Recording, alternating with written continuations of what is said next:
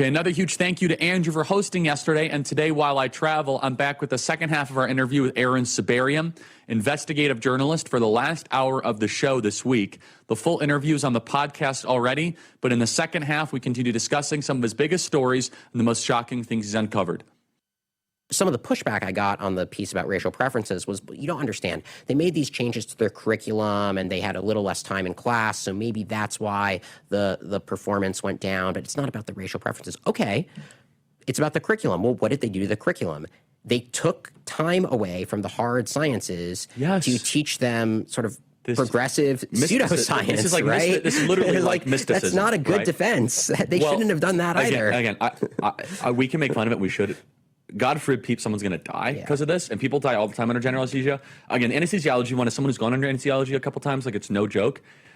In the anesthesiology department, where Lucero helps rank applicants to the department's residency program, she's rebuffed calls to blind the race of candidates, telling colleagues in January 2020 email that despite California's ban on racial preferences, quote, we are not required to blind any information. So this is a great case for Harmeet Dhillon to come swooping in from the U.S. Office of Civil Rights, right? And I believe they're already looking into it. I think it's HHS's Office of Civil Rights that's looking into it. But HHS has opened an investigation, and there was also a lawsuit from Students for Fair Admissions, and that's the same group that did the Harvard lawsuit. She said here, you're right, knocked down a white person and said, quote, white male may be knocked down several spots because, quote, we have too many of his kind.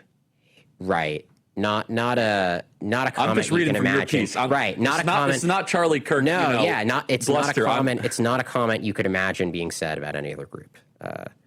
Nor should it be said about anything. Yeah, of course. No, of course. She told doctors who is this person again? I got to reread this. She's the head of admissions at the school. Delightful. Yeah. Is she still there? Yeah, I believe so. Yeah. Oh, nice. She told doctors who voiced concern that they had no right to had an opinion because they were not BIPOC. For people listening on radio or podcasting, that is not a Star Wars character. What is BIPOC? It stands for Black, Indigenous, and other people of color. Yeah. So you let's say you're a 45-year-old, 45-year-old, you've been there 45 years as a doctor, award-winning, saved lives.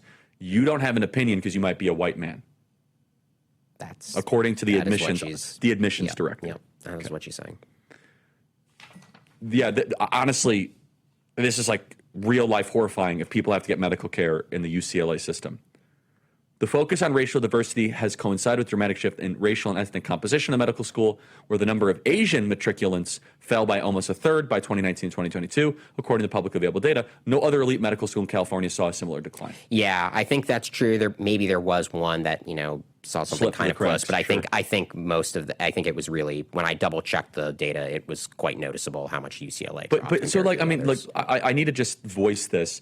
If we're also afraid of being called a racist, is it conceivable that again, this says a third to half of the medical school, this is a professor that told you, is incredibly unqualified.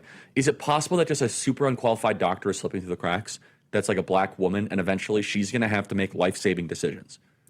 Yeah, that's where we're heading.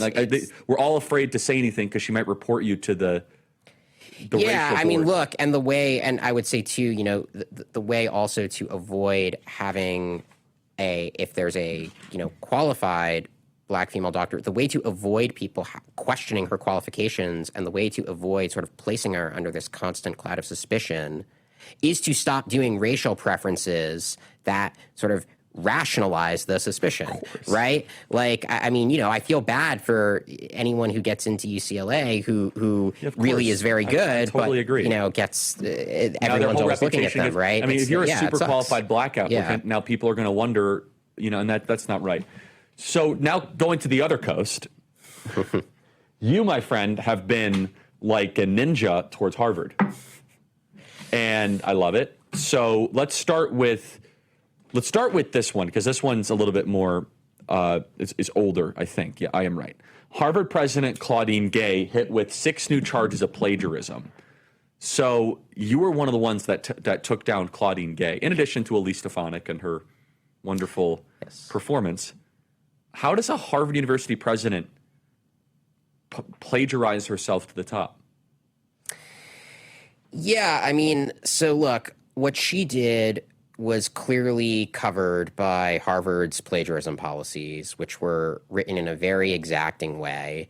I think, I don't know, what you were told growing up, but I always had sort of the fear of God put into me when it came to plagiarism. 100%. In high school and then in college, they really would say just, if it's more than a few words, right, that, even if it's not verbatim, but it's paraphrased, that could be plagiarism, and that's a very serious offense. And so I would, in college, read over my papers and think, is it plagiarized? I have to make sure I'm changing enough of the language. I have to be sure I'm putting it in my own words. Everything's cited. And look, of all the plagiarism scandals there have been, hers was not the worst, but she was probably in not the worst in terms of the severity of the plagiarism, but it was plagiarism. It did violate Harvard's policies, and she was the president of Harvard University, right? And so subject, I think, presumably to kind of the highest possible standard for academic integrity. And she oversaw an institution that then you have internal documents reveal pervasive, because she's gone now, reveal pervasive pattern of racial discrimination at Harvard Law Review. Yes. What's going on here? Yeah, so some of the discrimination is in the selection of editors for the law review, but the lion's share of it is in the selection of articles. Which is important. Right. I mean, those are, the Harvard Law Review is influential. It matters who's published there. The law review articles really do shape the state of the law to some extent, right? How important legal academia is can be debated, but to the extent it matters, this is a pretty powerful journal, right? It matters what they publish. And they are not selecting articles just based on merit or subject matter diversity, but explicitly based on both the author's race and, in many cases, the race of the authors cited in the footnotes.